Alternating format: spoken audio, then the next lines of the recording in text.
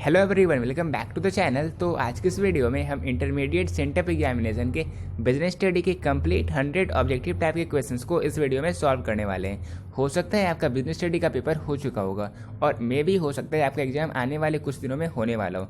तो in complete 100 objective questions को आप एक बार देख लो कि आप खुद से कितने मार्क्स के क्वेश्चंस को सॉल्व कर पा रहे थे।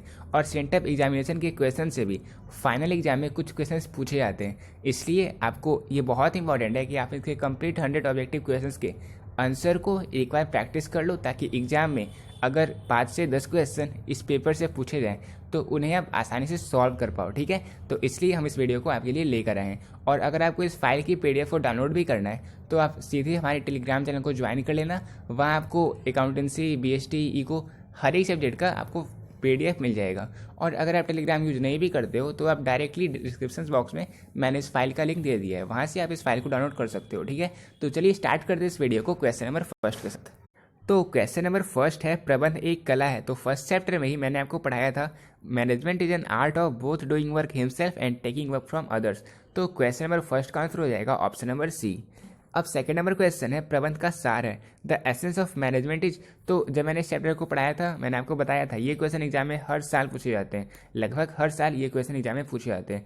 2021 में भी पूछे गए थे और आज के सेंटअप एग्जाम में भी पूछे गए थे। इसका आंसर हो जाएगा ऑप्शन नंबर ए, यानी कि कोऑर्डिनेशन।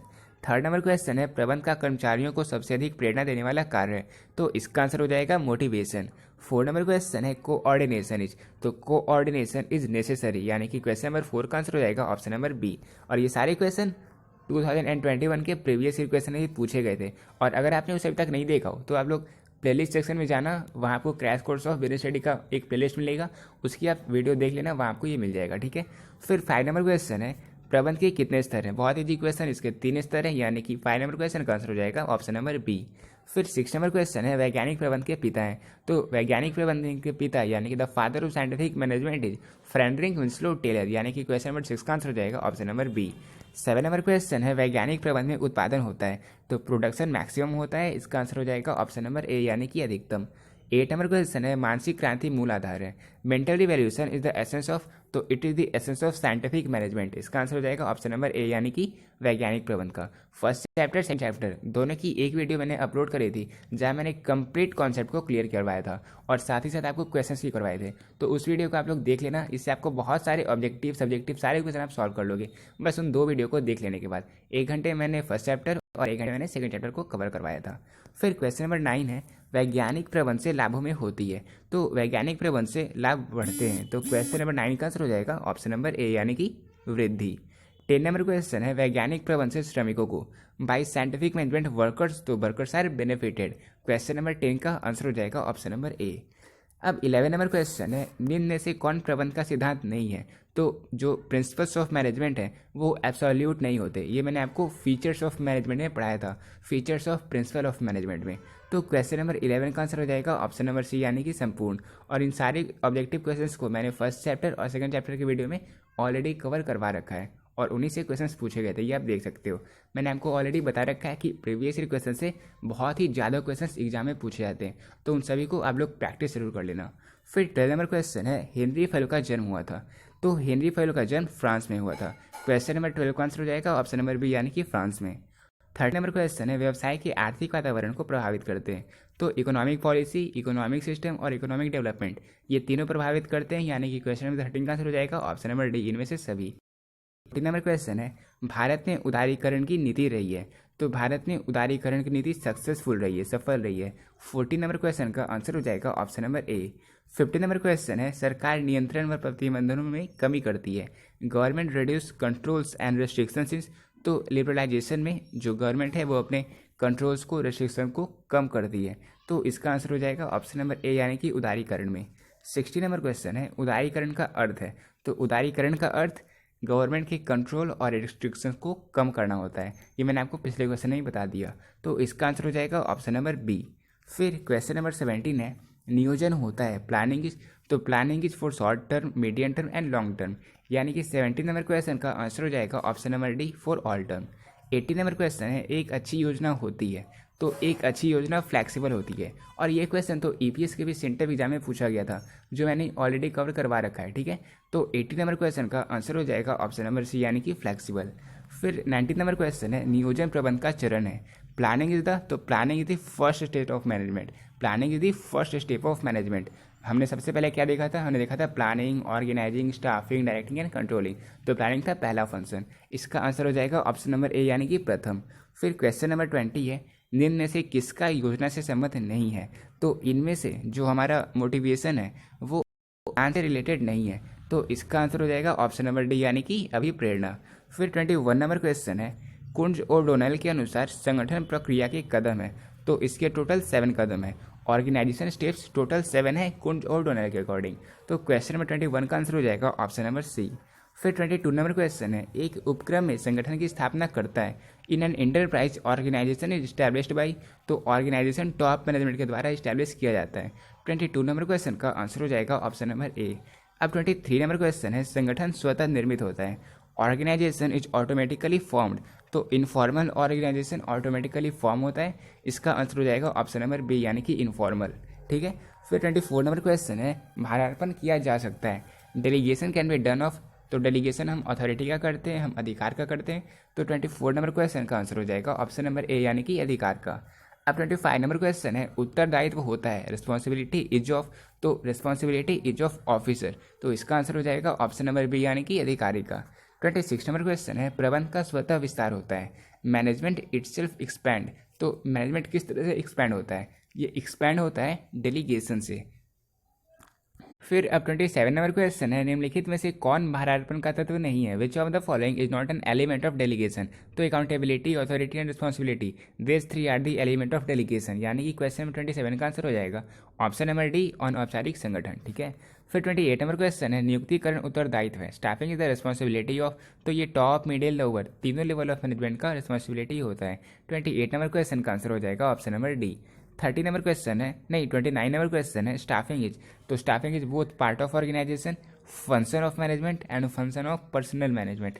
तो 29 नंबर क्वेश्चन का आंसर हो जाएगा ऑप्शन नंबर डी यानी कि ऑल ऑफ दिस। अब 30 नंबर क्वेश्चन है, नियुक्तिकरण का संबंध निम्न में से है। तो स्टाफिंग हम किनका करते हैं, हम करते हैं पर्सन का, मनुष्य का। तो इसका आंसर हो जाएगा ऑप्शन नंबर ए यानी कि पर्सन्स। 31 नंबर क्वेश्चन है, निर्देशन डैश कर्मचारियों से संबंधित है। तो निर्देशन यानी कि डायरेक्शन टॉप, मिडिल, लोअर तीनों लेवल ऑफ एम्प्लॉयज से संबंधित है। यानी कि 31 नंबर क्वेश्चन का आंसर हो जाएगा option number D, all level. 32 number question है, निर्देशन है। डायरेक्शन इज, तो डायरेक्शन इज कंपलसरी। यानी कि 32 नंबर क्वेश्चन का आंसर हो जाएगा ऑप्शन नंबर ए यानी कि अनिवार्य। 33 नंबर क्वेश्चन है, पर्यवेक्षण तत्व है। Supervision is an element of, तो it is an element of direction. यानी कि 33 नंबर क्वेश्चन का आंसर हो जाएगा option number C. 34 number question है, नेता होता है। तो नेता जन्म से एवं बनाया जाता है, दोनों। तो इसका आंसर हो जाएगा ऑप्शन नंबर सी यानी कि both by birth and made. 35 number question है, प्रभावी संदेश वाहन के लिए आवश्यक है। For effective communication dash is necessary. तो एक अच्छी कम्युनिकेशन के लिए, एक प्रभावी संदेश वाहन के लिए क्लैरिटी, कॉर्डसी एंड कंटिन्यूटी, ये तीनों होनी चाहिए। तो इसका आंसर हो जाएगा ऑप्शन नंबर डी यानी कि all of this, that is इनमें से सभी। फिर 36 नंबर क्वेश्चन है, निम्न में से कौन सा निर्देशन का तत्व नहीं है। Which of the following is not an element of direction. तो मोटिवेशन, कम्युनिकेशन एंड सुपरविजन ये तीनों डायरेक्शन के एलिमेंट थे, लेकिन डेलीगेशन डायरेक्शन का एलिमेंट नहीं है। तो इसका आंसर हो जाएगा ऑप्शन नंबर सी यानी कि भारार्पण। 37 नंबर क्वेश्चन है, नियंत्रण प्रबंध का डैश कार्य है। तो control is the last function of management. मैंने आपको ऑलरेडी बता रखा, पोस्ट डीसी यानी कि planning, organizing, staffing, directing and सबसे लास्ट में कंट्रोलिंग। तो it is the last function of management. फिर 38 नंबर क्वेश्चन है, नियंत्रण प्रबंध का पहलू है। Controlling is the dash aspect of management. तो ये प्रैक्टिकल एस्पेक्ट ऑफ मैनेजमेंट है। तो इसका आंसर हो जाएगा ऑप्शन नंबर बी यानी कि व्यवहारिक पहलू है। ठीक है।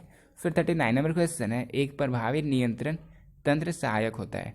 An effective control system helps to, तो it helps to accomplish organization objective, boost employees morale and जज एक्यूरेसी ऑफ स्टैंडर्ड। यानी कि 39 नंबर क्वेश्चन का आंसर हो जाएगा option number D, that is इनमें से सभी। और ये सारी क्वेश्चन जो मैं आपको बता रहा हूँ, इनमें से बहुत सारे क्वेश्चन ऑलरेडी प्रीवियस ईयर में पूछे जा चुके हैं, और उन सारी क्वेश्चंस का कलेक्शन मेरे पास है, और उनके जो आंसर बोर्ड के द्वारा पब्लिश किए गए थे, उन्हीं आंसर को मैं यहाँ पे लेके आया हूँ और आपको बता रहा हूँ। ठीक है। तो जो आंसर मैं आपको बता रहा हूँ वो 100% करेक्ट है। ठीक है। तो चलिए बढ़ते हैं नेक्स्ट क्वेश्चन की ओर। फिर 40 नंबर क्वेश्चन है, वित्तीय प्रबंधक निर्णय लेता है। Financial manager takes decision as to, तो financial manager takes decision of finance, investment and dividend. यानी कि 40 नंबर क्वेश्चन का आंसर हो जाएगा ऑप्शन नंबर डी, इनमें से सभी। फिर 41 नंबर क्वेश्चन है, फाइनेंशियल मैनेजमेंट इज, तो ये आर्ट और साइंस दोनों है, तो इसका आंसर हो जाएगा ऑप्शन नंबर सी, कला और विज्ञान दोनों। फिर अब 42 नंबर क्वेश्चन है, the source of working capital is, तो डेब्टर, बैंक ओवरड्राफ्ट और कैश सेल्स ये तीनों वर्किंग कैपिटल के सोर्स हैं, उनके स्रोत हैं। तो 42 नंबर क्वेश्चन का आंसर हो जाएगा ऑप्शन नंबर डी, इनमें से सभी। अब 43 नंबर क्वेश्चन है, कार्यशील पूंजी का निर्धारक है, determinant of working capital is, तो size of enterprise, availability of raw material and period of manufacturing process, this all are determinant of working capital, यानी कि इसका भी आंसर हो जाएगा ऑप्शन नंबर डी, इनमें से सभी। अब 44 नंबर क्वेश्चन है, बोनस निर्णय के निर्धारक हैं, तो amount of profit, age of the company and liquidity of funds ये तीनों बोनस डिसीजन के डिटर्मिनेंट हैं, तो इसका भी आंसर होगा option number D, that is all of this. अब 45 नंबर क्वेश्चन है, the cheapest source of finance is, तो इसका आंसर बेसिकली हो जाएगा equity share capital, option number B, यानी कि समता अंश पूंजी।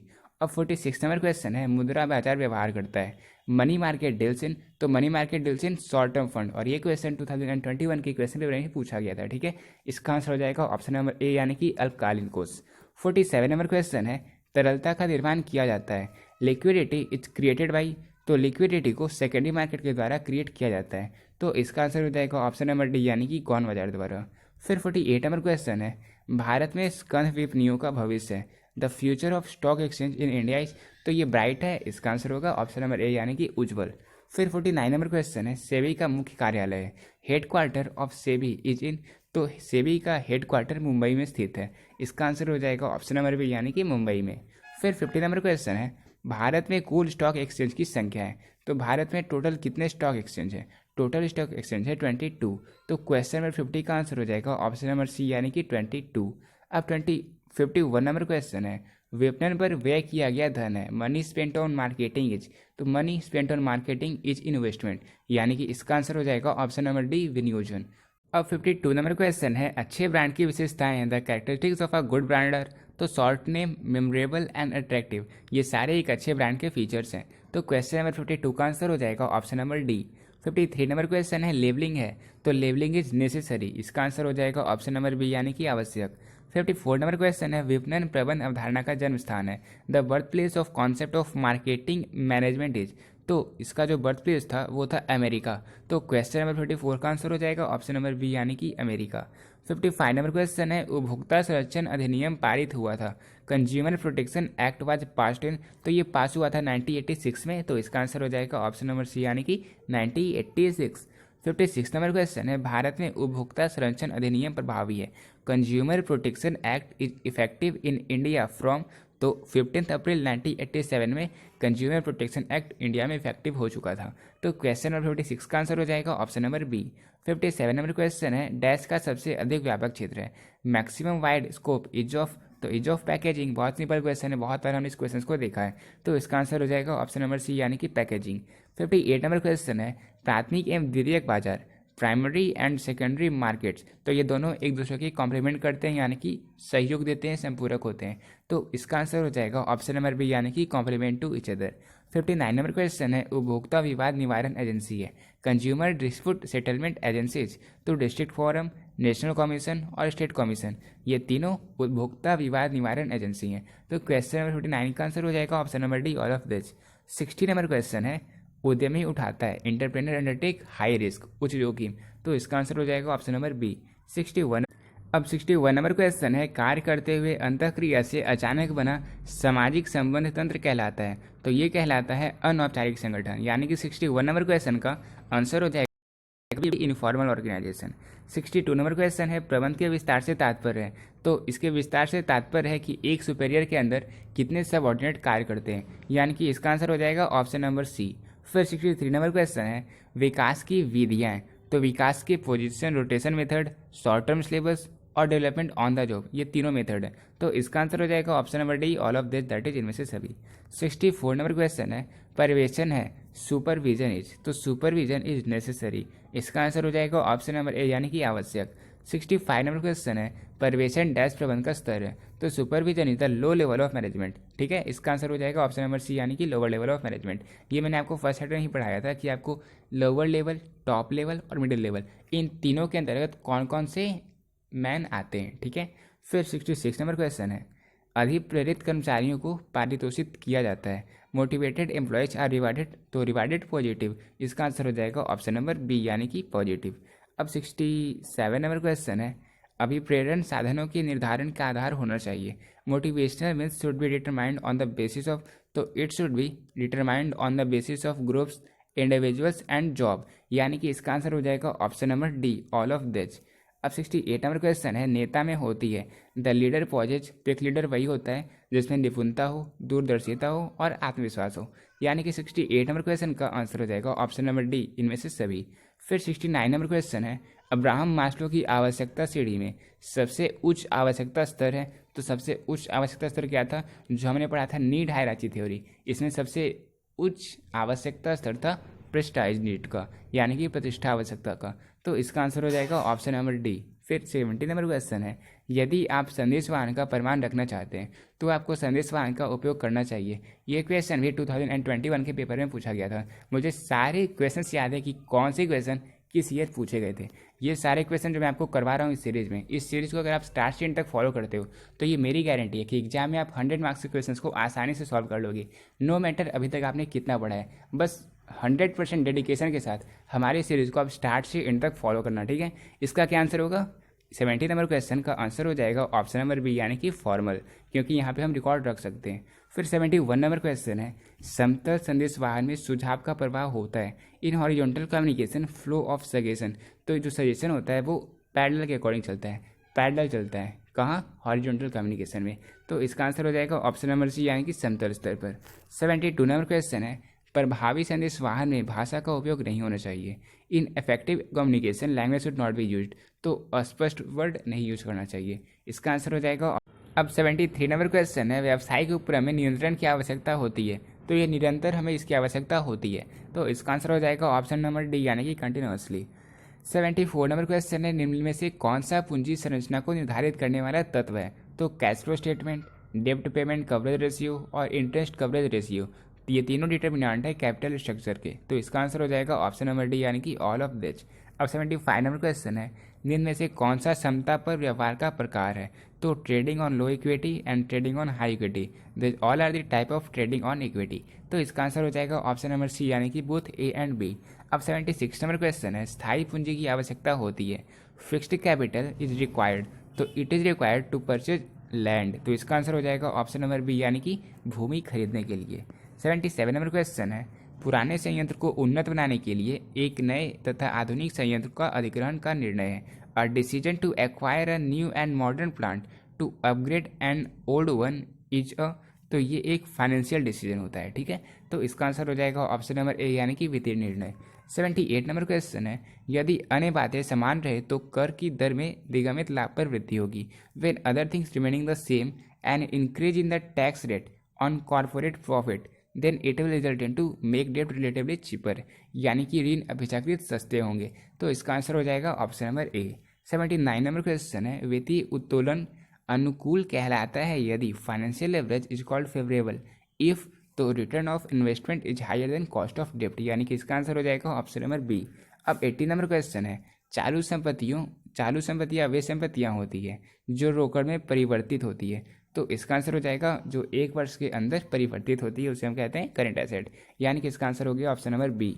अब 81 नंबर क्वेश्चन है, एक व्यवसाय की चालू संपत्तियों की वित्त व्यवस्था होनी चाहिए। Current assets of a business firm should be financed through, then it should be financed through partially from both types, यानी कि long and short term liability, तो इसका आंसर हो जाएगा ऑप्शन नंबर सी, दीर्घकालीन तथा अल्पकालीन दोनों से अस्तः। फिर 82 नंबर क्वेश्चन है, पूंजी बाजार व्यवहार करता है, ये क्वेश्चन भी 2021 के पेपर में पूछा गया था।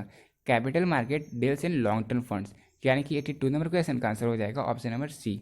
83 नंबर क्वेश्चन है, वर्ष 2004 में भारत में स्कंध विपणियों की संख्या थी, तो 2004 में स्टॉक एक्सचेंज की टोटल 24 संख्या थी, यानी कि इसका आंसर हो जाएगा option number D, that is 24। 84 number question है, राष्ट्रीय शेयर बाजार का निपटान चक्र है, तो T+2 इसका निपटान चक्र है, इसका सेटलमेंट साइकिल है, किसका, NSE का, तो 84 नंबर क्वेश्चन का आंसर हो जाएगा ऑप्शन नंबर सी। अब 85 नंबर क्वेश्चन है, NHE के भावी व्यापार की शुरुआत किस वर्ष हुई थी, तो इसकी शुरुआत कब हुई थी, इसकी शुरुआत हुई थी 2000 में, तो इसका आंसर हो जाएगा ऑप्शन नंबर बी। अब 86 नंबर क्वेश्चन है, राजकोष बिल मूलतः होते हैं, ट्रेजरी बिल्स आर बेसिकली, तो ये एक इंस्ट्रूमेंट होते हैं शॉर्ट टर्म फंड्स को बोरो करने के। तो इसका आंसर हो जाएगा ऑप्शन नंबर ए, यानी कि अल्पकालिक फंड उधार के प्रपत्र। 87 नंबर क्वेश्चन है, विपणन व्यवहार है, marketing expenditure is a burden on, तो ये सारे बर्डन कंज्यूमर्स पे ही आते हैं दाम बढ़ाकर, ठीक है। तो इसका आंसर हो जाएगा ऑप्शन नंबर सी, यानी कि उपभोक्ताओं पर।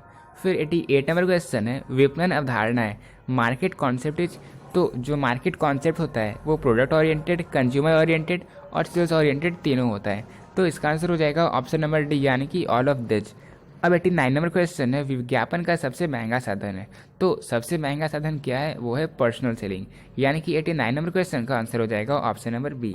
अब 90 नंबर क्वेश्चन है, उत्पाद मिश्रण को प्रभावित करने वाले घटक है, the factor affecting product mix are marketing, यानी कि 90 नंबर क्वेश्चन का आंसर हो जाएगा ऑप्शन नंबर ए, मार्केटिंग, ठीक है।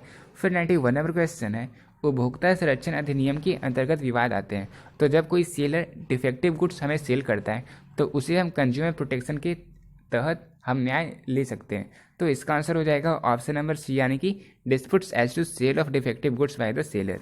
फिर 92 नंबर क्वेश्चन है, राष्ट्रीय आयोग उपभोक्ता विवादों का निपटारा कर सकता है, national commission can settle disputes, can settle consumer disputes, तो जो 10 करोड़ के ऊपर के रहते हैं उस डिस्प्यूट्स को ये सेटल कर सकता है, ये विवाद का निपटारा कर सकता है। तो 92 नंबर क्वेश्चन का आंसर हो जाएगा ऑप्शन नंबर डी। अब 93 नंबर क्वेश्चन है, राज्य आयोग उपभोक्ता विवादों का निपटारा कर सकता है, state commission can settle disputes, तो जो 1 करोड़ के ऊपर के रहते हैं उन सारे भुगतान का निपटारा कौन करता है, करता है स्टेट कमीशन। तो इसका आंसर हो जाएगा ऑप्शन नंबर डी। फिर 94 नंबर क्वेश्चन है, भारत में कार्यरत गैर सरकारी संगठन है, तो वॉइस और कॉमन काउज ये दोनों भारत में स्थापित नॉन गवर्नमेंटल वर्किंग ऑर्गेनाइजेशन है। तो इसका आंसर हो जाएगा ऑप्शन नंबर सी, यानी कि बोथ ए एंड बी। फिर 95 नंबर क्वेश्चन है, भारत में उद्यमिता विकास कार्यक्रम है, in India entrepreneurial development program is, तो ये नेसेसरी है, ये जरूरी है। इसका आंसर हो जाएगा ऑप्शन नंबर ए, यानी कि आवश्यक। अब 96 नंबर क्वेश्चन है, भारतीय उद्यमिता विकास संस्थान स्थित है, entrepreneurial development institution of India is situated in, तो ये सिचुएटेड है अहमदाबाद में, यानी कि 96 नंबर क्वेश्चन का आंसर हो जाएगा ऑप्शन नंबर ए। अब 97 नंबर क्वेश्चन है, भारतीय विनियोग केंद्र की स्थापना की गई थी, तो ये मध्य प्रदेश गवर्नमेंट के द्वारा स्टैब्लिश किया गया था, तो इसका आंसर हो जाएगा ऑप्शन नंबर बी, यानी कि मध्य प्रदेश सरकार द्वारा।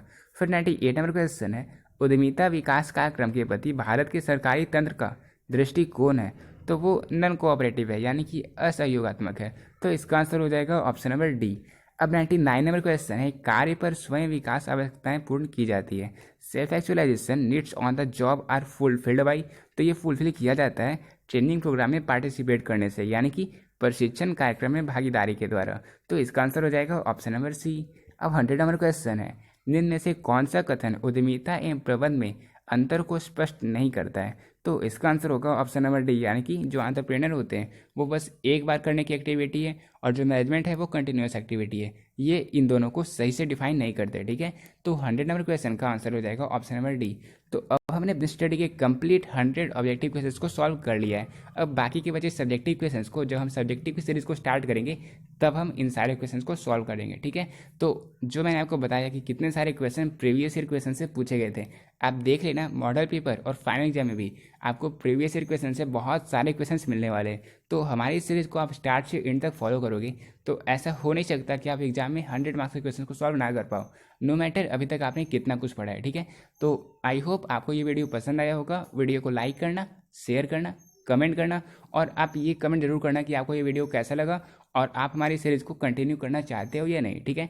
आपके डिमांड पर हम इसे कंटिन्यू करेंगे। तो मिलते हैं अब अपनी नेक्स्ट वीडियो में एक नए सब्जेक्ट के आंसर की के साथ, ठीक है। तब तक के लिए पैसा आउट।